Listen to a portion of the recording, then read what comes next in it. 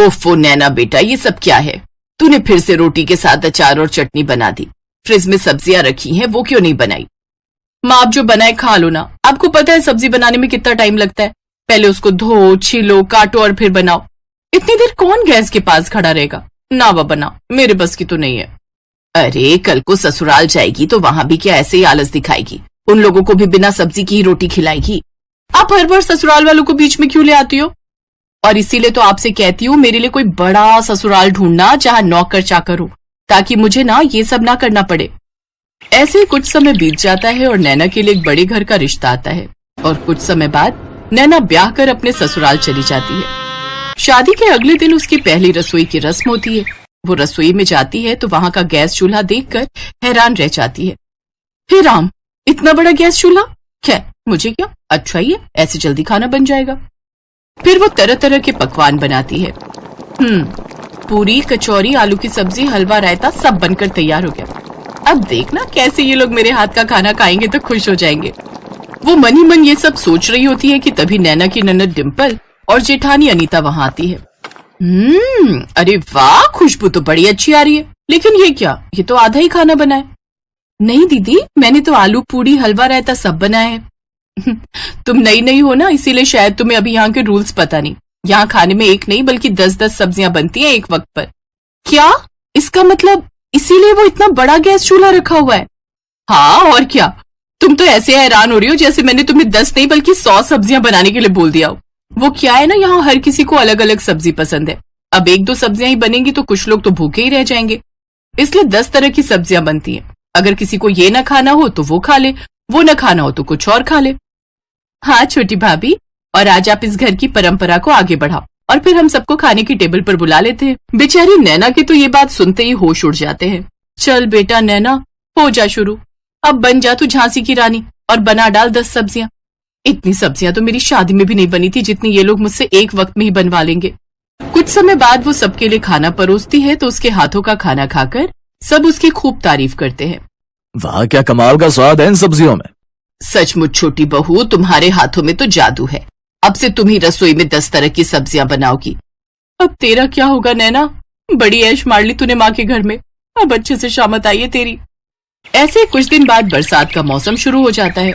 बाहर का सुहाना मौसम देखकर नैना सोचती है, अरे वाह, आज तो गर्मा गर्म पकौड़े खाने वाला मौसम हो रहा है। ऐसा करती हूँ, सबको गर्मा गर्म पकौड़े बनाकर खिला देती हूँ।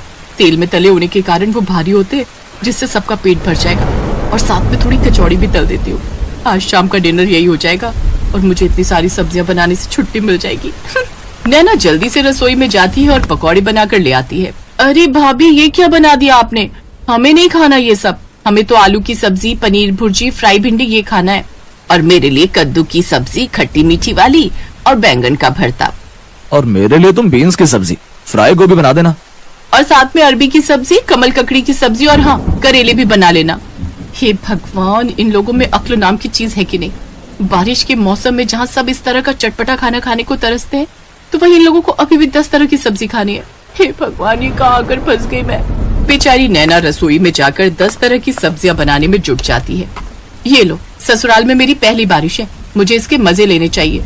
तो मुझे छोड़कर सारे घर वाले बारिश के मजे ले रहे हैं और मैं यहाँ चूल्हे के पास खड़े होकर जल रही हूँ। गलती भी मेरी है जो पहले ही दिन इन्हें अच्छा खाना बनाकर खिला दिया। पहले पता होता तो लाल मिर्च का सारा डब्बा उड़ेल कर बना देती इनके लिए, फिर कभी नहीं बोलते मुझे सब्जी बनाने के लिए। गुस्से में नैना खाना बना रही थी कि तभी सब्जी का गर्म गर्म छींटा उसकी आंख में लगता है। मेरी माँ। धीरे धीरे उसकी आंख लाल होने लगती है। फिर रात को जब वो सोती है तो जलन के मारे उसे और तकलीफ होती है, जिस कारण वो ठीक से सो भी नहीं पाती।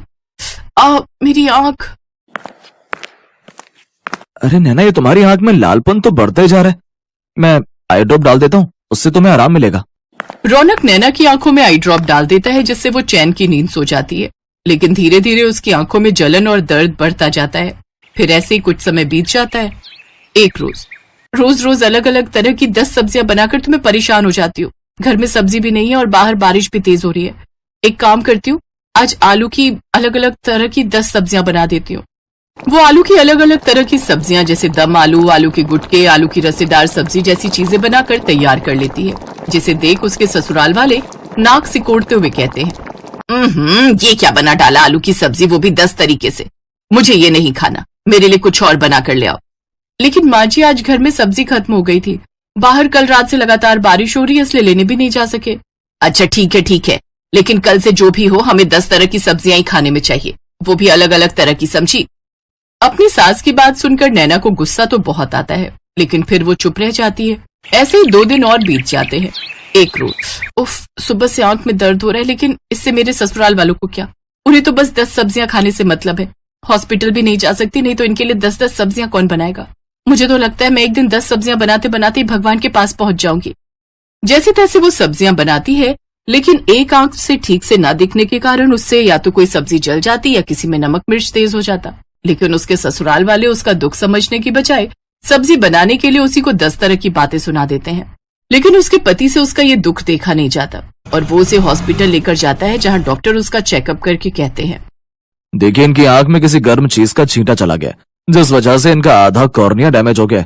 हमें जल्द ही इनका ऑपरेशन करना होगा, नहीं तो इनको पूरी तरह दिखना बंद हो जाएगा इस आंख से। अगले दिन ऑपरेशन की अपॉइंटमेंट मिलने के बाद वो उसे लेकर घर आ जाता है, जहां उसकी जेठानी उससे कहती है, आज तो तुमने जैसे भी बेकार सब्जियां बना दी, लेकिन कल 10 तरह की अच्छी सब्जियां बना लेना, क्योंकि कल घर में मेरे मायके वाले आ रहे हैं। अब बस भी करो आप सब, मेरे घर में जितना मर्जी सब्जियां बनाओ, लेकिन अकेले एक इंसान से नहीं बल्कि पूरे परिवार मिलकर। आपको पता है सब्जी का छींटा जाने से इसकी आधी आंख खराब हो गई है।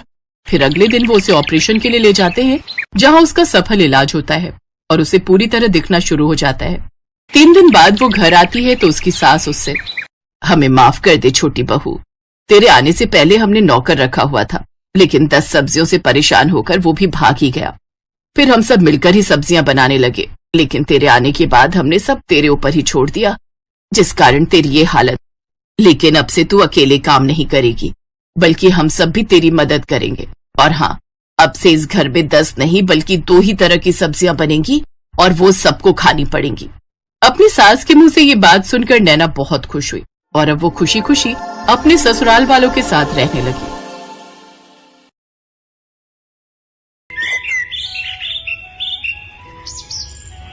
नूरपुर गांव में रहने वाली सीमा और अंकु 2 भाई बहन थे।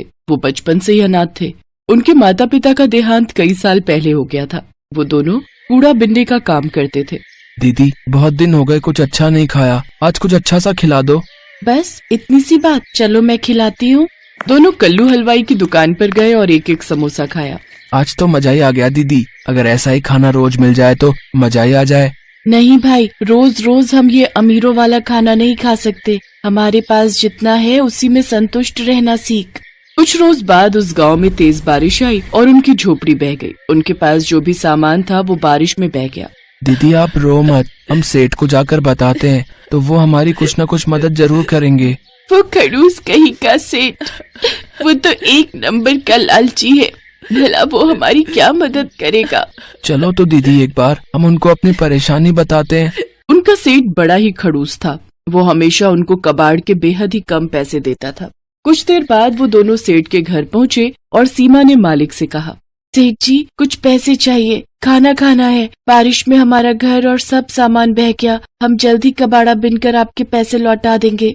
तभी सेठ की पत्नी उर्मिला भी वहाँ आ जाती है। उर्मिला बहुत ही बुरे स्वभाव की थी। पैसे क्या पेड़ पर उगते हैं? सेठानी जी आप जो कहोगे मैं करूँगी। मेरा छोटा भाई है, इसे लेकर मैं कहाँ जाऊँगी? आपकी दुकान के बाहर जो टीन का छप्पर है उसके नीचे ही रह लेंगे। ठीक है रह लेना, लेकिन दुकान के बाहर क्यों? यहाँ हमारे तबेले में रह लेना, लेकिन उसके बदले में तुम्हें मेरे घर का सारा काम करना होगा। रहने के साथ 2 वक्त की रोटी भी दूंगी तुम दोनों को। बोलो मंजूर है? ठीक है मालकिन, मुझे मंजूर है। बारिश का मौसम था। दोनों भाई बहन तबेले में जो खाली जगह थी वहाँ बोरा बिछाकर सो जाते हैं और अगली सुबह घर का सारा कामकाज निपटाकर कूड़ा बिनने के लिए निकल जाते हैं। दीदी आज सेठानी के घर पकवान बनने की बहुत ही अच्छी खुशबू आ रही है, लगता है कचौड़ी बन रही है। आज तो मजा ही आ जाएगा कचौड़ी खा के। मैं तो सोच रही हूँ जल्दी से थोड़े से पैसे इकट्ठे हो जाएं, फिर हम अपनी झोपड़ी फिर से डाल लेंगे। तब तुम्हारी ये बहन तुम्हें अपने हाथों से कचौड़ी बनाकर खिलाएगी। कुछ देर बाद सेठानी 4 सूखी रोटी और रात की दाल लाकर उन्हें थमा देती है। सेठानी आप तो कचौड़ी बना रही थी, अंकु कब से उसकी ताक में बैठा था, उसका बहुत मन था। चुप कर, तू ये अमीरों का खाना है और तुम जैसे भिखारियों के लिए नहीं है। चुपचाप से ये दाल रोटी खाओ और फिर सो जाओ। सुबह 4 बजे उठकर गाय भैंस को चारा भी डालना है तुम लोगों ने। सेठानी वहाँ से चली गई। सीमा और अंकु की आंखों में बासी खाना देखकर आंसू आ गए। फिर सीमा ने अंकु से कहा, तू मत रो छोटे, मैं जल्द ही तुझे कचौड़ी बनाकर खिलाऊंगी। दिन भर काम करके भूख लगी थी, इसलिए उन्होंने बासी खाना खा लिया और फिर तबेले में सो गए। अगले दिन घर का काम निपटाकर जब वो कूड़ा बिनने गए तो अंकु ने वहाँ एक चमकती हुई चीज देखी। दीदी यहाँ आओ, देखो तो ये क्या है। सीमा ने जब उसे बाहर खींचा तो देखा वो एक बहुत ही सुंदर कढ़ाई थी। ये कढ़ाई, ये भला हमारे किस काम की, लेकिन बाजार में बेचकर पैसे जरूर मिल जाएंगे। हाँ लेकिन नहीं, हम इसे बेचेंगे नहीं। जब हमारी झोपड़ी बन जाएगी तब मैं अपने भाई को इसमें कचौरी बनाकर खिलाऊंगी। वो दोनों छुपकर उस कढ़ाई को तबेले में ले आए। अपने हाथ में कढ़ाई लिए सीमा अंकु से कहती है, एक दिन मैं अपने अंकु के लिए इसी कढ़ाई में कचौरी बनाऊंगी। दीदी मेरा मन तो अभी भी बहुत कर रहा है कचौड़ी खाने का। काश कि कोई जादू हो जाए और ये कढ़ाई कचौड़ी से भर जाए। उसके इतना कहते ही वो कढ़ाई कचौड़ियों से भर गई। दोनों भाई बहन ये चमत्कार देखकर हैरान थे। इसका मतलब ये कोई जादुई कढ़ाई है, इसीलिए इतना चमक रही है। मैं एक बार और कहती हूँ, काश कि जल्दी से कोई जादू हो जाए और ये कढ़ाई मिठाई से भर जाए। उसी पल वो कढ़ाई मिठाई से भर जाती है। दीदी इसमें तो सचमुच मिठाई आ गई। मुझसे तो अब इंतजार नहीं हो रहा। सेठ सेठानी भी सो गए हैं। चलो अब जल्दी से ये खाना खा लेते हैं। उन दोनों ने सेठानी का दिया हुआ खाना भैंस को डाल दिया और पेट भरकर वो पकवान खाए। फिर उस कढ़ाई को ले जाकर तबेले में घास के नीचे छुपा दिया। जब भी उन दोनों को भूख लगती वो कढ़ाई से अपना मनचाहा खाना मांग लेते। साथ ही सेठानी का दिया हुआ बासी खाना गाय भैंस को डाल देते। अगले दिन उन दोनों की सेहत को देख सेठानी अपने कमरे में सेठ जी से कहती है, इन दोनों को तो मैं बासी खाना देती हूँ, फिर भला इनकी सेहत पर कोई असर क्यों नहीं हो रहा। ये दोनों तो दिन पर दिन फूलते ही जा रहे हैं। सही कहा भाग्यवान। मैं भी देख रहा हूँ कि कुछ दिनों से इनकी सेहत बहुत अच्छी हो गई है। कहीं ऐसा तो नहीं कि कबाड़ बीनते हुए इनके हाथ कोई खजाना लग गया हो। तुम इन पर नजर रखना शुरू कर दो। इसके बाद सेठानी ने उन पर नजर रखना शुरू कर दी और उसे उनकी उस जादुई कढ़ाई के बारे में पता चल गया। भाई आज जो तेरा मन है इस जादुई कढ़ाई से मांग ले। काश कि कोई जादू हो जाए और ये कढ़ाई मैगी से भर जाए। पल भर में ही वो कढ़ाई ढेर सारी मैगी से भर जाती है। दोनों भाई बहन बड़े मजे से उसे खाते हैं। अच्छा, तो ये वो जादुई कढ़ाई है जो इन गरीबों को अमीरों वाला खाना देती है। इससे तो मुझे चुराना ही होगा। अगले दिन मौका मिलते ही सेठानी ने वो कढ़ाई निकाल ली। देखो जी, ये उन बच्चों की सेहत का राज, ये जादुई कढ़ाई जिसे मैं चुरा लाई। अब देखो मैं तुम्हारे लिए गर्मा गर्म पकवान बनाती हूँ। ए जादुई कढ़ाई, अपना जादू दिखा और हमारे लिए बिरयानी बना दे। अरे वाह, ये तो कमाल हो गया। अब तो तुम्हें कभी खाना बनाना ही नहीं पड़ेगा। तुम्हारी मेहनत भी बचेगी और राशन पानी का खर्चा भी। बिरयानी खाकर तो सचमुच मजा ही आ गया। अब बस गर्मा गर्म दूध मिल जाए तो फिर तो मजा ही आ जाए। लो अभी लो, ए जादुई कढ़ाई, जल्दी से गर्मा गर्म दूध दे दे। गर्म दूध देख सेठानी ने कहा, ए जादुई कढ़ाई, हमारे यहाँ हमेशा ही गरम गरम दूध की नदियाँ बहती रहे। तभी पूरे घर में गर्मा गर्म दूध की नदियाँ बहने लगी और सेठ सेठानी के पैर उसमें जलने लगे। अरे बस कर जादुई कढ़ाई, जल्दी से दूध देना बंद कर दे। दोनों के पैरों में खौलते दूध से छाले पड़ गए, लेकिन कहीं किसी को इस बारे में पता न चल जाए, इस कारण वो चुपचाप वो दर्द सहते रहे। सीमा ने ये सब देख लिया और दरवाजे पर खड़ी सीमा कहने लगी, आज आपके लालच ने सेठानी जी आपको कितनी बुरी तरह जला दिया। काश की कोई जादू हो जाए और ठंडे पानी से ये घर बच जाए। कढ़ाई से ठंडा पानी निकलने लगा और सेठ सेठानी जलने से बच गए। ए जादुई कढ़ाई, तू जहाँ से भी आई है वहीं वापस चली जा। सेठ सेठानी दोनों ने अपने किए की सीमा से माफी मांगी। वो जादुई कढ़ाई हमेशा हमेशा के लिए गायब हो गई। तुम नहीं होती तो आज हम जल ही जाते। तुमने हमारी जान बचाई है, इसलिए आज से तुम तबेले में नहीं, मेरे घर में मेरे बच्चे बनकर रहोगे। साथ ही अब मैं तुम्हें रोज अमीरों वाला खाना खिलाऊंगी। उस दिन के बाद से सेठ सेठानी दोनों बच्चों को अपने बच्चों की तरह प्यार करने लगे और उन्हें अच्छे स्कूल में पढ़ने के लिए डाल दिया।